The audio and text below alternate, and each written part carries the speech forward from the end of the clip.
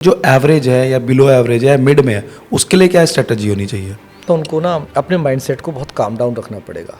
Over excited नहीं हो रहा, ओ भाई ये तो आ गया, यही पढ़ के आया था। पेरेंट्स का क्या रोल है?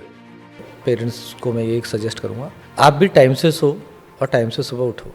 अब बच्चे को सुबह उठना है तो आप उसे कि सुबह 5 बजे बैडमिंटन खेलना है, आधा घंटा उसका आपने इन्वेस्ट कराना है। आपके पास कोई मंत्र है टाइम को कैसे मैनेज कर पाए या कुछ? इसका तो बहुत इजी सोल्यूशन है, द आईवी ली मेथड। जिस बच्चे को लग रहा हो कि वो पेपर में पास ही नहीं हो पाएगा, उसका क्या माइंडसेट होना चाहिए? कभी भी नेगेटिव थॉट मत रखो, पहले ये पॉजिटिव हो जाओ कि मैं कर लूंगा। अगर आपने ये बात अपने आप से बार बार लिख ली कि मैं कर लूंगा, ये काइंड ऑफ द मैनिफेस्टिंग हो जाती है उसके लिए, उसके सराउंड में एक वाइब क्रिएट हो जाती है। एग्जाम पेपर इतना टफ नहीं होता था, लेकिन जैसे ही एग्जाम हॉल में हम लोग बैठते थे तो ऐसा लगता था कि बहुत ज़्यादा टफ है, कैसे करेंगे। पेपर डिफिकल्ट नहीं होता है, पेपर हमेशा इस तरीके से बनाया जाता है कि हर कोई बच्चा अच्छे से अटेम्प्ट कर सके। किए हुए क्वेश्चंस में एक इज़मार की जगह आप थोड़ी सी चेंजेस कर दोगे तो क्वेश्चन थोड़ा सा डिफिकल्ट हो जाता है। लैंग्वेज प्रॉब्लम है ना, तो लैंग्वेज समझो तो सही, क्वेश्चन तो वही था। जब भी आपको लगता है कि यार मैं क्या करूं, अब क्या होगा ऐसे होगा, तो उसमें एक बात याद रखना कि फैसला होने से पहले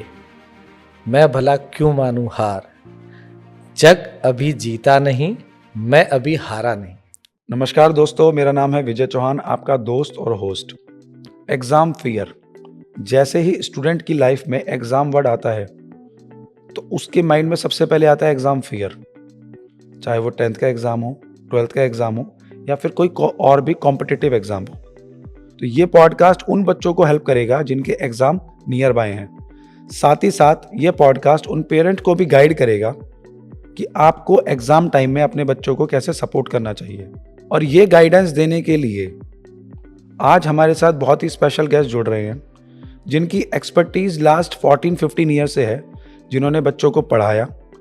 जब बच्चा डीमोटिवेट या लो फील करता था तो एक स्ट्रॉन्ग पिलर की तरह खड़े होकर उनको मोटिवेट किया। स्टेपिंग स्टोन एकेडमी और अद्वेशा मैथ्स के founder mister Rakesh Yadav sir, बहुत बहुत स्वागत है आपका हमारे पॉडकास्ट में। थैंक यू सो मच विजय, मुझे अपने इस पॉडकास्ट में इनवाइट करने के लिए। और तुमने एक बहुत अच्छा टॉपिक चूज़ किया है स्टूडेंट्स के लिए। एक्चुअली में अगर देखा जाए ना तो एग्ज़ाम जब पास आते हैं तो स्टूडेंट ना इस सिचुएशन से गुजरता ही गुजरता है। पहले एग्ज़ाम्स होते हैं स्कूल के, पीटी होते हैं, और फिर उसके बाद half yearly exam pre board होते हैं। तो वो सिचुएशन कई बार स्टूडेंट्स के लिए एडजस्टेबल हो जाती है, वो उसमें कभी बार मैनेज कर लेते हैं। बट जो तुम टॉपिक डिस्कस करना चाह रहे हो, जो तुम्हारा एग्ज़ाम फियर का मेन है, वो था फाइनल एग्ज़ाम। जैसे कि अभी बोर्ड का एग्ज़ाम आने वाला है एंड क्लास 12th के बोर्ड एग्ज़ाम आने वाले हैं, जेई के एग्ज़ाम आने वाले हैं, नीट के एग्ज़ाम, सब बहुत सारे कॉम्पिटिटिव एग्ज़ाम्स भी आएंगे। तो यहाँ पर जो स्टूडेंट के अंदर फियर होता है ना, उस पर डिस्कशन बहुत कम होता है। और तुमने एक बहुत अच्छा टॉपिक चूज़ किया है सर। जैसा कि डेट शीट आ चुकी है, 17 फ़रवरी को ही पहला मैथ्स का एग्ज़ाम है। बिल्कुल सही बात है, बट इस साल तो सीबीएसई ने कमाल ही कर दिया है, पहला पेपर मैथ्स का। Very good. तो जैसे लास्ट के 15-20 डेज रह गए हैं, तो आपके अकॉर्डिंगली आप बच्चों को क्या सजेस्ट करेंगे कि लास्ट 15 डेज की स्ट्रेटजी क्या होनी चाहिए? बहुत अच्छा क्वेश्चन है आपका ये। वैसे तो ये ना जो लास्ट के डेज होते हैं ये बहुत इंपॉर्टेंट होते हैं। अब इम्पोर्टेंस के मायने अलग होते हैं स्टूडेंट वाइज। अगर हम बात करते हैं तो मैं अगर एक ही पॉइंट ऑफ व्यू से बोलूँगा तो वो शायद गलत हो सकता है, कि क्योंकि जो एग्ज़ाम देने जा रहे हैं वो एक ही तरीके के स्टूडेंट नहीं हैं। मतलब मैं ये देखता हूँ कि इस आज की सिचुएशन में 2 तरह के स्टूडेंट हो रहे हैं। एक स्टूडेंट वो जो अब आकर पढ़ना स्टार्ट कर रहा है जब एग्ज़ाम बहुत पास आ गए, और एक स्टूडेंट वो है जिसने पूरे साल मेहनत की है। ठीक है, तो अगर मैं लास्ट 15 डे की स्ट्रेटजी की बात करूँगा तो उसके अंदर स्ट्रेटजी 2 तरीके से होनी चाहिए। एक उन बच्चों के लिए, स्टूडेंट 1 जिसने डे 1 से पढ़ाई की है, एक कंसिस्टेंसी के साथ, डिसिप्लिन के साथ कि भाई पढ़ रहा हूँ मैं। और एक वो स्टूडेंट जिन्होंने अभी हाल में पढ़ना स्टार्ट किया, भाई चलो बोर्ड एग्जाम्स आ गए हैं अब पढ़ते हैं। तो मैं पहले स्टूडेंट से स्टार्ट करता हूँ, फर्स्ट टाइप के स्टूडेंट से, जिन्होंने पूरे साल पढ़ाई की है। तो उनके लिए तो मेरा ये सजेशन है कि वो अब कुछ भी नया ना पढ़ें। हाँ, जब उन्होंने पूरे साल पढ़ाई की, सारे टॉपिक्स पढ़ लिए, एनसीईआरटी सॉल्व कर लिया, एग्जाम्पल सॉल्व कर लिया, जो उनके पास बुक्स हैं उसे सॉल्व कर लिया, असाइनमेंट से सॉल्व कर लिया, अब वो नए टॉपिक्स की तरफ ना भागे कि कोई आके कहता है कि ये टॉपिक इम्पॉर्टेंट है, ये कर लो एंड ऑल, तो ये चीज़ बिल्कुल ना करें, ये गलती बिल्कुल ना करें।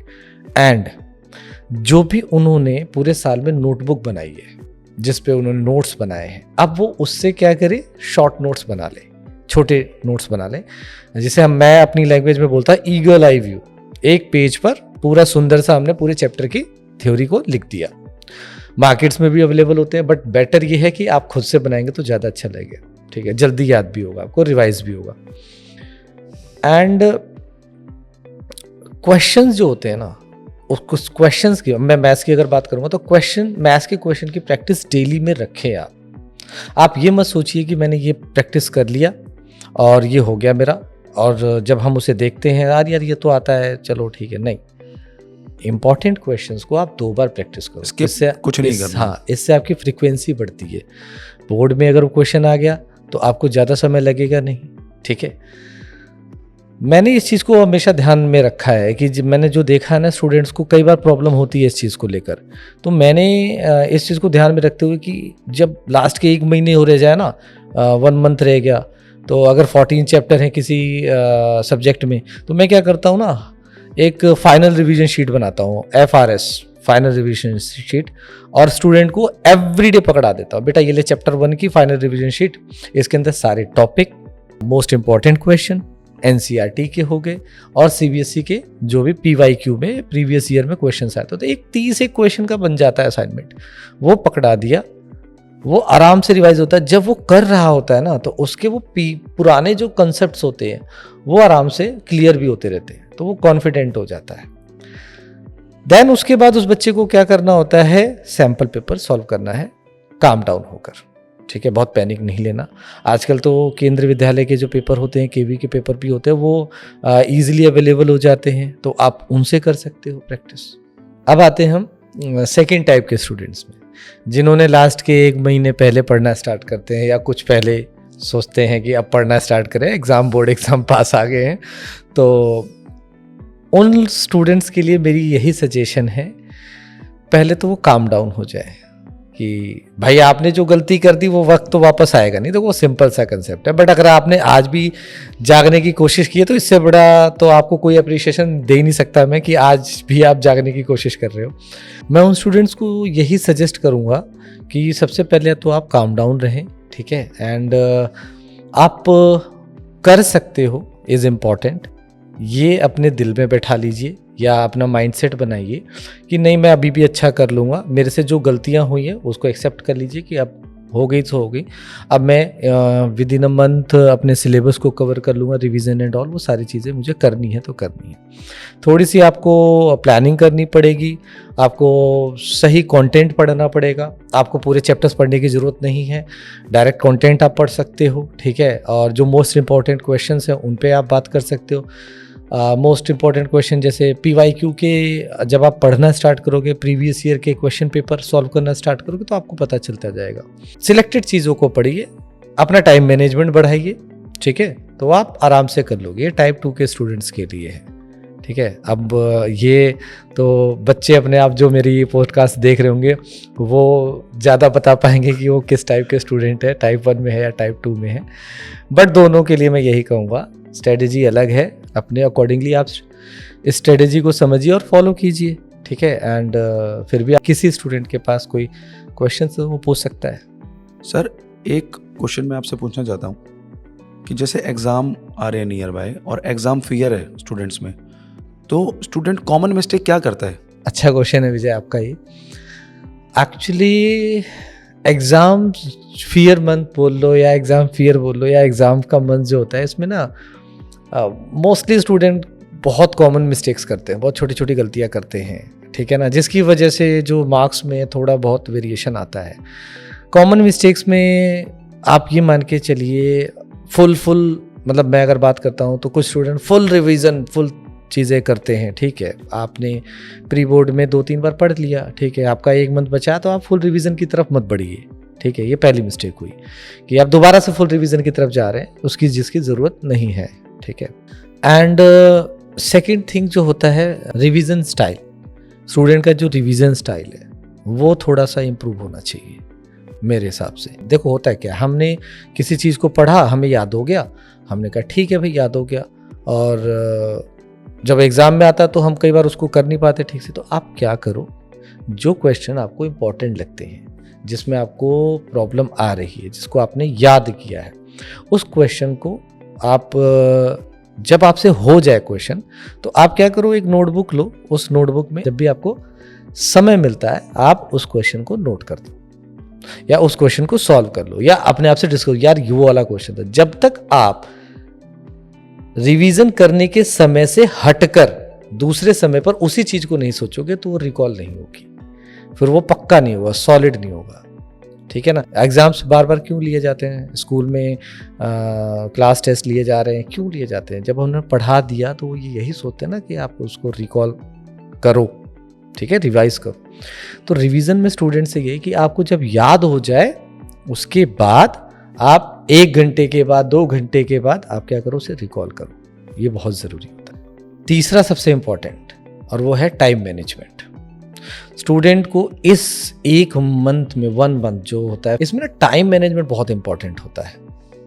टाइम मैनेजमेंट अगर आपने अपना अच्छे से नहीं किया है तो वो दिन ना ख़राब हो जाएगा आपका। और ये ना मैं बता रहा हूँ 90% स्टूडेंट के साथ है। जितने भी बच्चे मेरी ये पॉडकास्ट सुन रहे हैं ना, वो देखना रिलेट जरूर करेंगे जो मैं आपको अभी एग्जांपल देने जा रहा हूँ।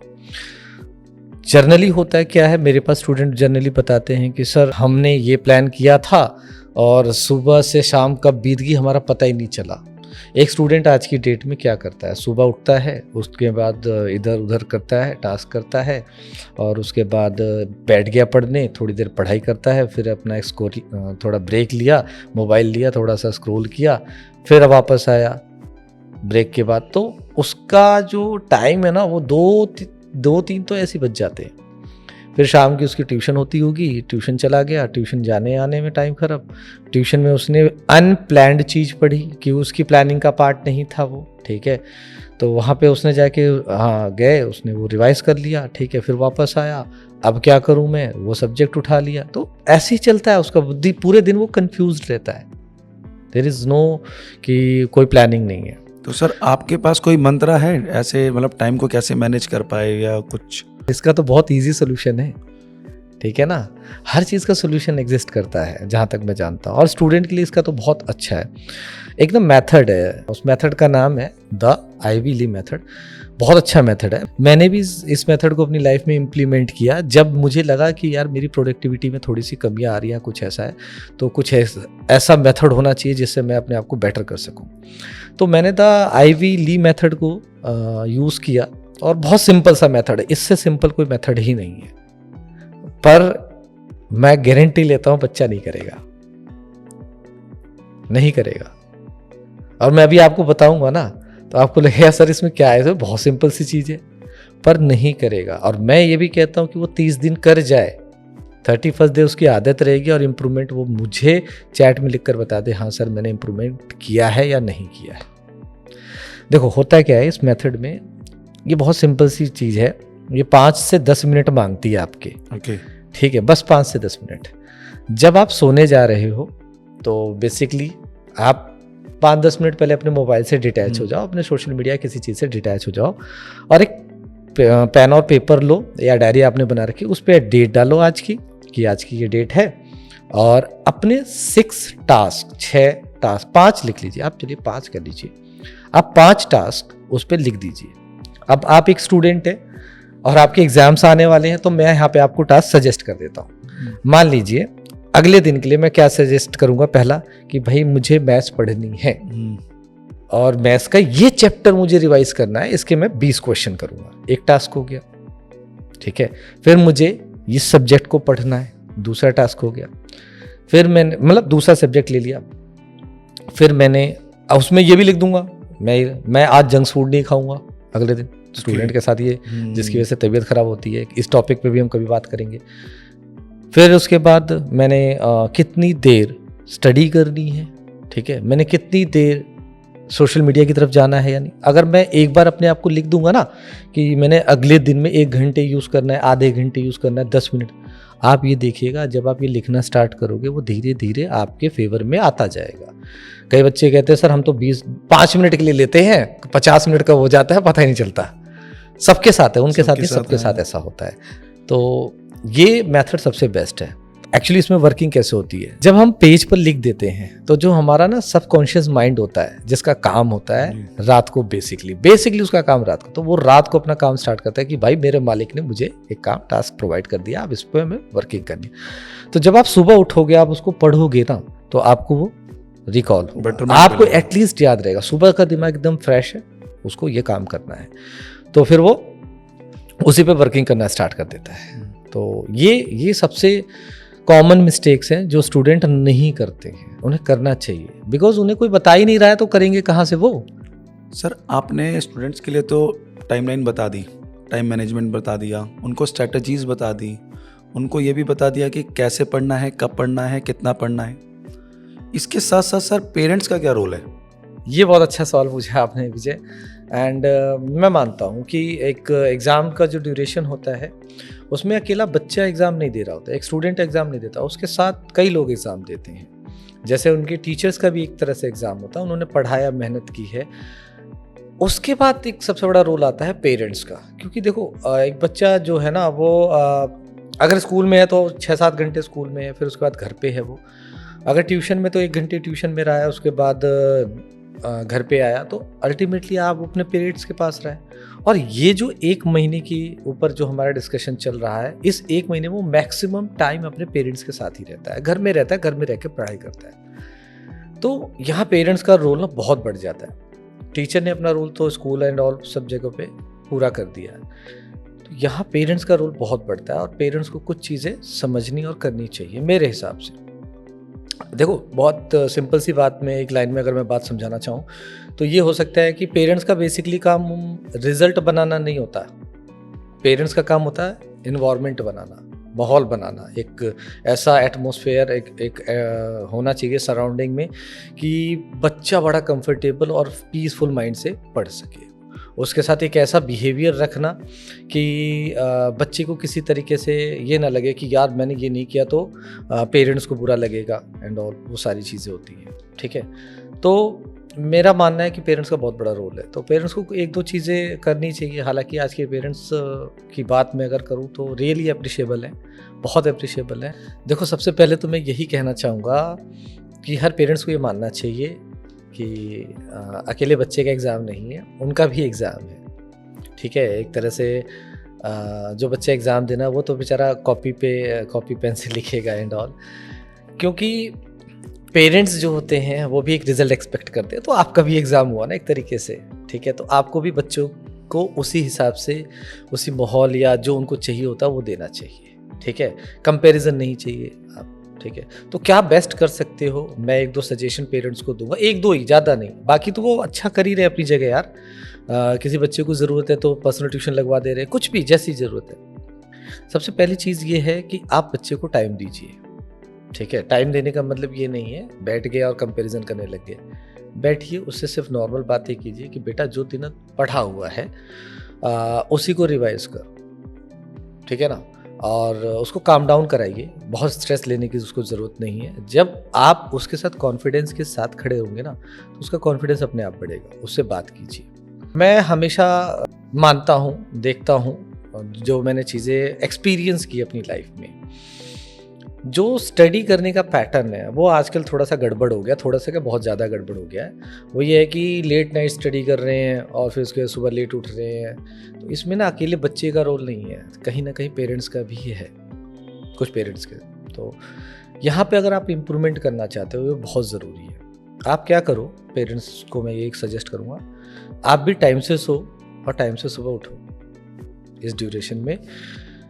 अब बच्चे को सुबह उठना है तो आप बच्चे से ये मत कहिए कि हमें 5 बजे उठ के पढ़ना है, तुझे मैं पढ़ाऊंगा, मैं बैठूंगा, तू पढ़ेगा, ये कुछ नहीं।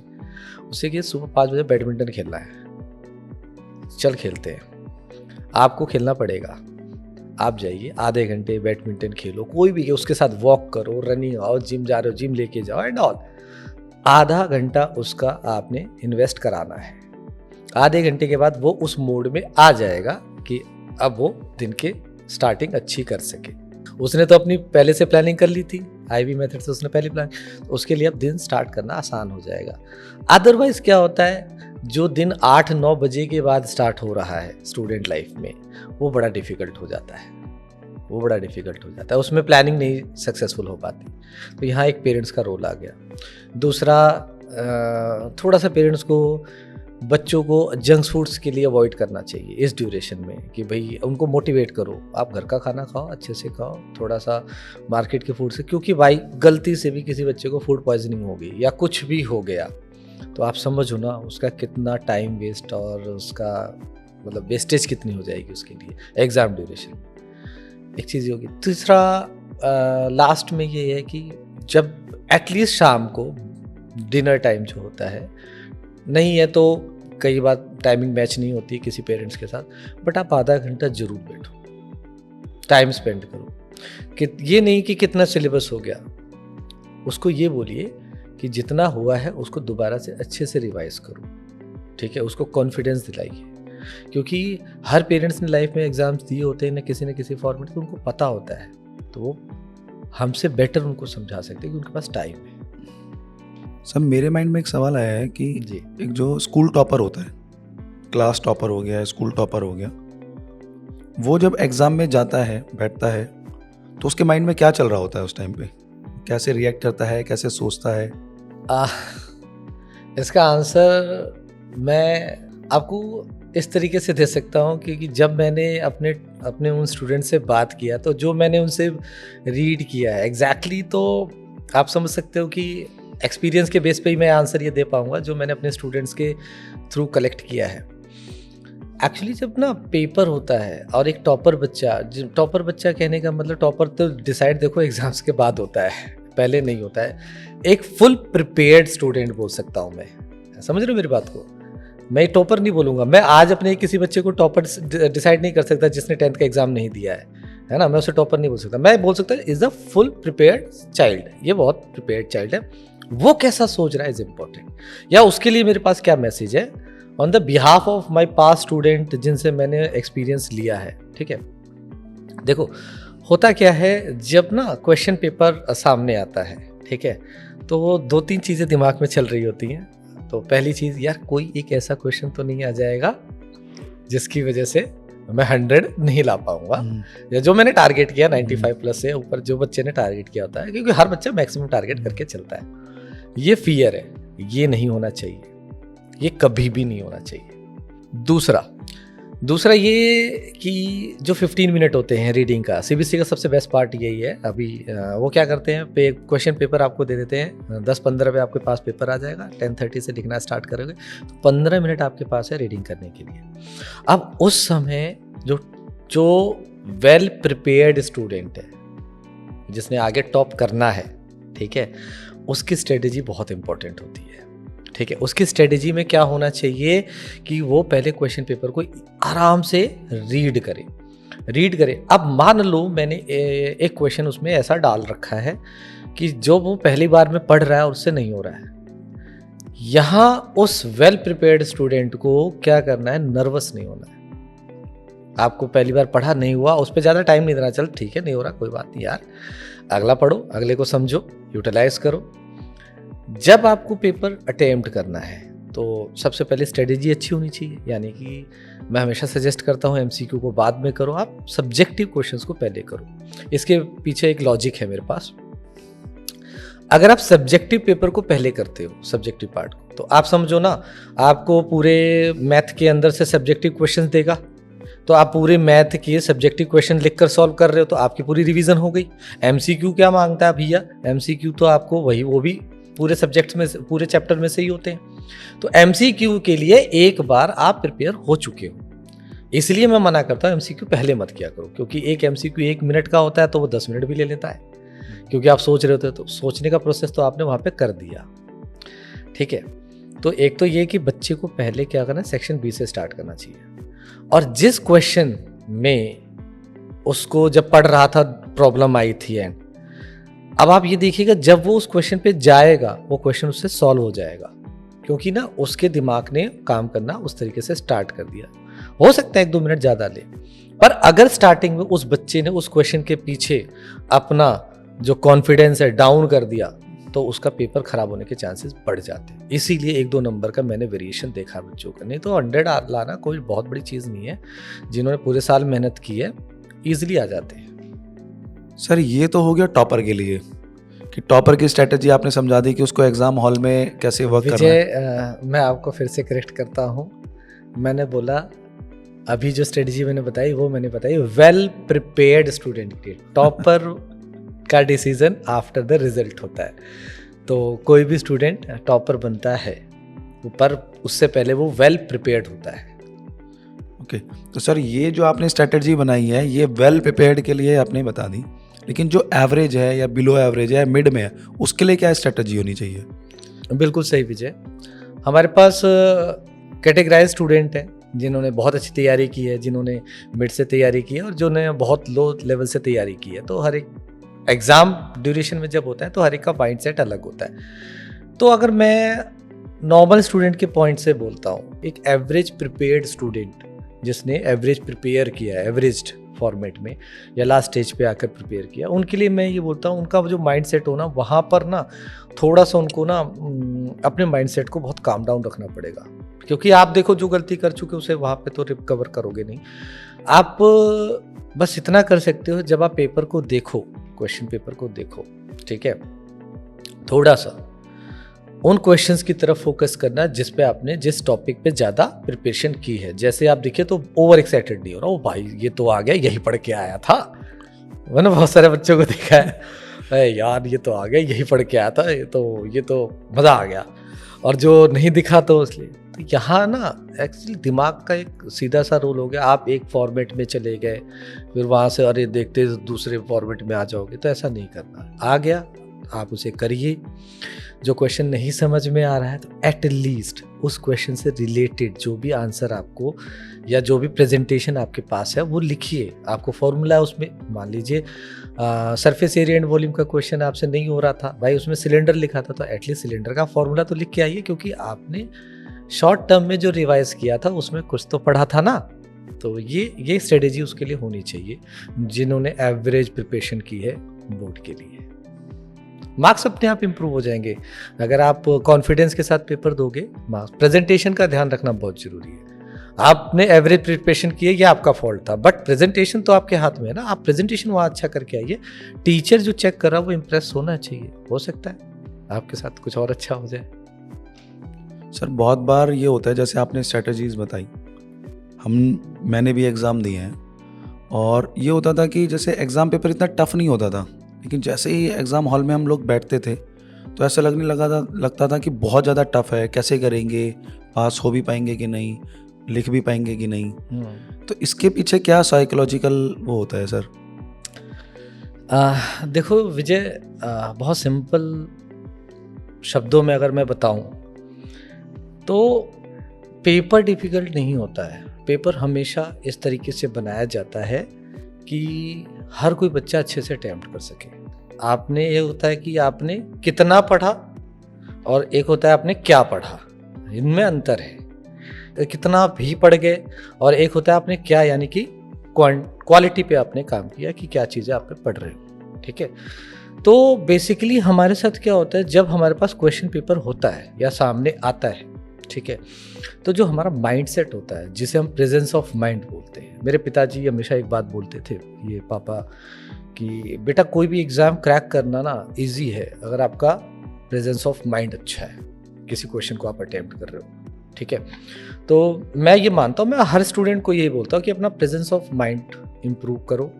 जब आपके पास क्वेश्चन है तो उसको आप क्वेश्चन को उस तरीके से लो कि वो आप पे हावी ना हो, आप उस पे हावी हो। आप 2 बार रीड करो, 3 बार रीड करो, ठीक है, आपको लैंग्वेज समझ आने लग जाएगी। ऐसा तो हो ही नहीं सकता कि लैंग्वेज समझ नहीं आएगी।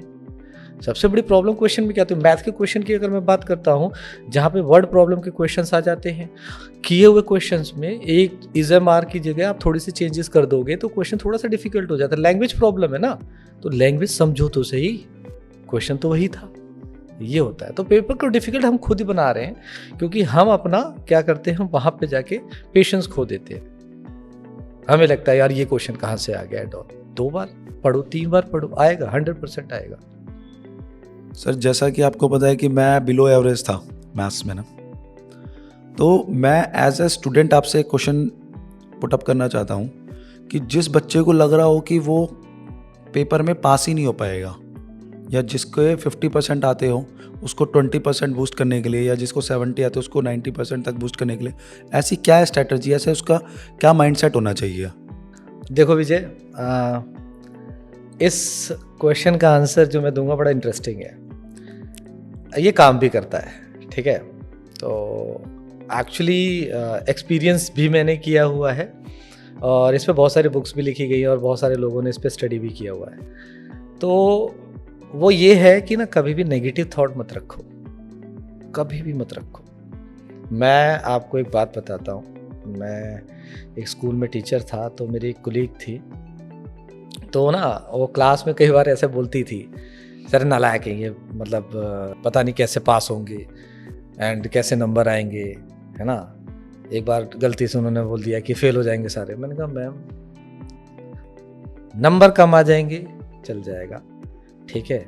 आप अपने पास से कभी भी ये वर्ड अब निकालो ही मत। मैं सभी को बोलता हूँ ये चीज़ कि ये फेल हो जाएगा या ऐसा हो जाएगा, कभी मत बोलो। नेगेटिव तो लाना ही नहीं है। सो आप या हर स्टूडेंट जिसको लगता है कि मैं अभी अच्छी सिचुएशन में नहीं हूँ एग्ज़ाम बोर्ड प्रिपरेशन के, और फिर भी वो अपने आप से बोले कि मैं कर लूँगा, मेरे पास टाइम है 15। अगर आपके पास 15 दिन है तो 15 दिन की स्ट्रेटजी के हिसाब से काम करो। आप थोड़ा सा एक बात को समझो। एक बच्चे ने पूरे साल 1-1 घंटे करके पढ़ाई की, ठीक है।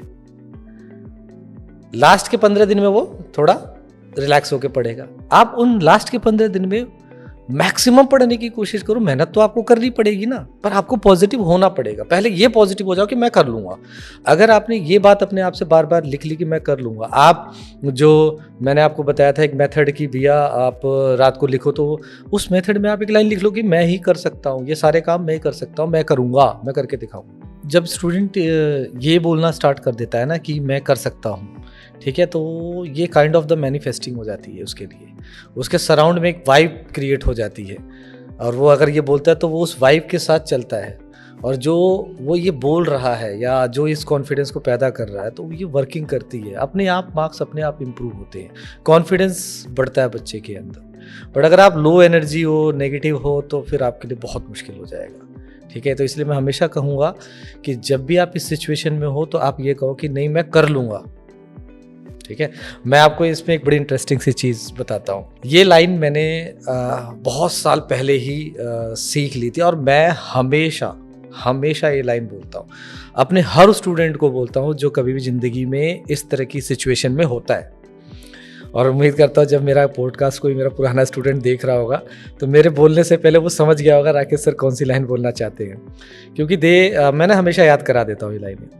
एक्चुअली इस लाइन में इतनी एनर्जी है ना कि जब मैं लो एनर्जी फील करता हूँ, इवन मी ऑल्सो, कि जब मैं लो एनर्जी फील करता हूँ ना, तो मैं इस लाइन से बूस्ट होता हूँ। ये लाइन मेरे को एनर्जी देती है। लाइन बड़ी प्यारी सी है, हिंदी की कुछ लाइनें हैं कि जब भी आपको लगता है कि यार मैं क्या करूँ, अब क्या होगा, ऐसे होना, तो उसमें एक बात याद रखना कि फैसला होने से पहले मैं भला क्यों मानूं हार, जग अभी जीता नहीं, मैं अभी हारा नहीं। अरे वाह, बहुत ही बेहतरीन लाइन है सर। मतलब इससे बढ़िया मुझे मोटिवेशन किसी से मिलता ही नहीं है भाई। ना अभी बोर्ड का पेपर हुआ, अभी दिन बच्चे हैं 15, है ना, जान लगा दो, क्यों, क्या दिक्कत है, हार नहीं माननी है। सर, एग्ज़ाम के एक दिन पहले स्टूडेंट क्या ऐसी गलती करते हैं जो उन्हें करनी नहीं चाहिए? आपकी क्या सलाह है? देखो भाई, सबसे इम्पोर्टेंट चीज़, आप पढ़ने बैठे हो, ठीक है, पढ़ रहे हो, सिचुएशन बना रहा हूँ, आप पढ़ने बैठे हो, पढ़ रहे हो, ठीक है, आपके किसी दोस्त का फ़ोन आ गया या किसी का फ़ोन आ गया, भाई ये वाला टॉपिक किया है। अब वहाँ पर वो टॉपिक अगर आपने नहीं किया हुआ है तो वो टॉपिक लेकर मत बैठना।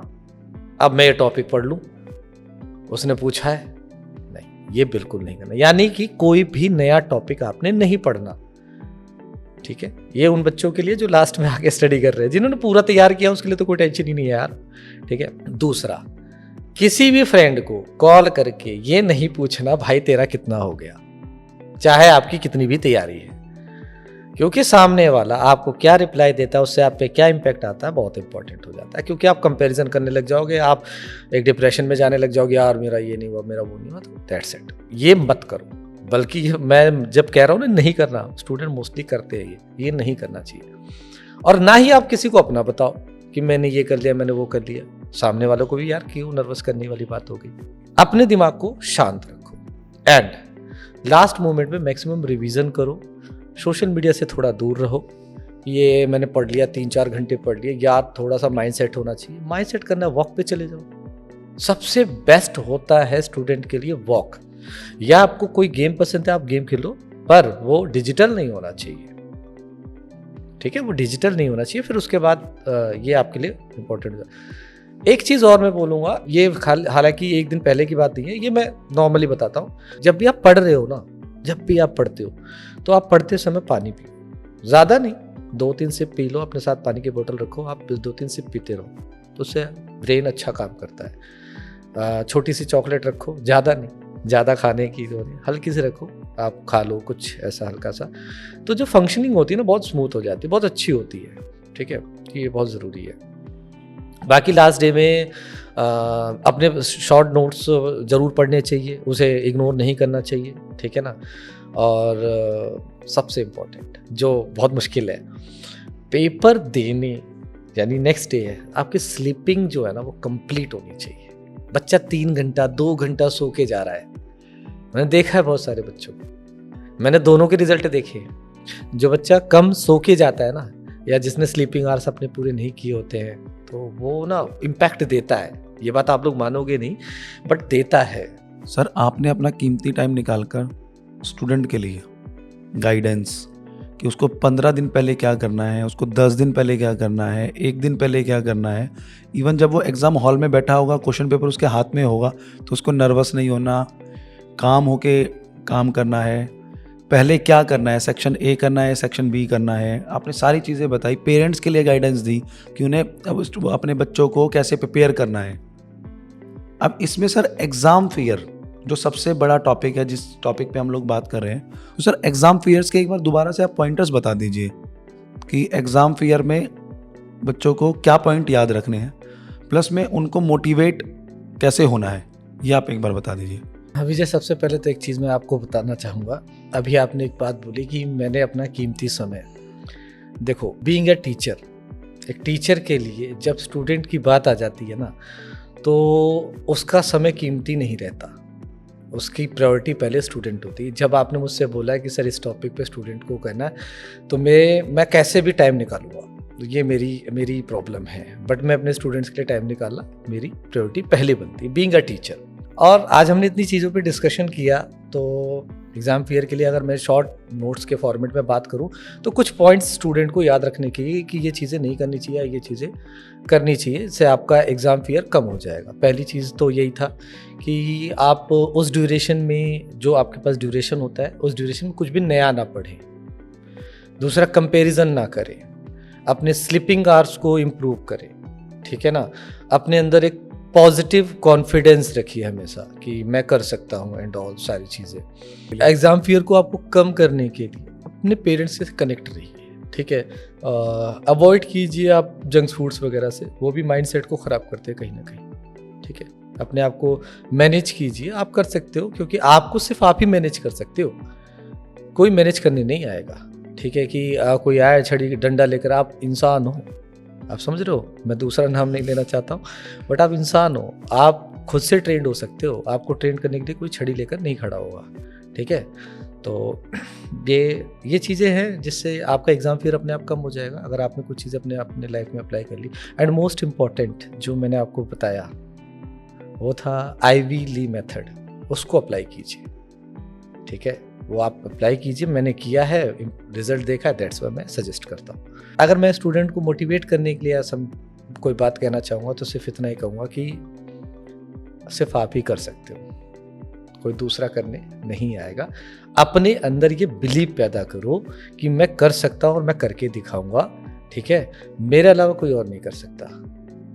और फिर आप देखना कि आप ही कर सकते हो, कोई और कर ही नहीं सकता। आपको जिस चीज़ की सपोर्ट चाहिए, आप उस सपोर्ट के लिए अपने पेरेंट्स से, अपने टीचर से हेल्प मांगिए, आप वो पूरी हेल्प करेंगे। जहाँ तक मैं अपने टीम को जानता हूँ, जहाँ तक कि आज के टीचर्स को जानता हूँ, दे आर वेरी सपोर्टिव, बहुत सपोर्टिव है। Sir thank you so much, जो आप आए, स्टूडेंट के लिए आपने अपना टाइम निकाला और एग्ज़ाम फियर के बारे में डिस्कशन करा, सजेशंस दिए, उनको गाइडेंस दी कि कैसे कर सकते हैं, पेरेंट्स के लिए गाइडेंस दी कि उनको क्या सपोर्ट करना चाहिए बच्चों को, टाइम मैनेजमेंट बताया, आईवीली मेथड के बारे में बताया, जो कि मैं भी आज से स्टार्ट करूँगा। Thank you so much sir, आपको आने के लिए हमारे पॉडकास्ट में। थैंक्स तो मुझे तुम्हारा करना चाहिए विजय, कि तुमने मुझे एक प्लेटफॉर्म दिया कि अपने ज़्यादा से ज़्यादा बच्चों को मैं समझा सकूं, ठीक है, उन्हें मोटिवेट कर सकूं और गाइड कर सकूं। तो बच्चों, मैं आप लोगों से यही कहूँगा कि आपने बिल्कुल भी टेंशन नहीं लेना है। ये एग्ज़ाम है, ठीक है ना, आपसे बड़ा नहीं है, आप कर सकते हो और आप ही कर सकते हो, ठीक है। All the best for your board exam, your coming exam, जो भी आपके एग्ज़ाम सामने हैं। फिर भी आपको कहीं लगता है कि कुछ भी चीज़ें आपको डीमोटिवेट कर रही है, आप कुछ भी एग्ज़ाम फियर हो रहा है, तो आपके पास पूरा हक है अपने कमेंट्स में अपनी बातों को लिखने का। तो मैं उम्मीद करता हूँ कि आपके अगर कोई सवाल है जो अभी भी आपको परेशान करते हैं, तो आप मुझ तक पहुँचाइए। Thank you so much, keep watching.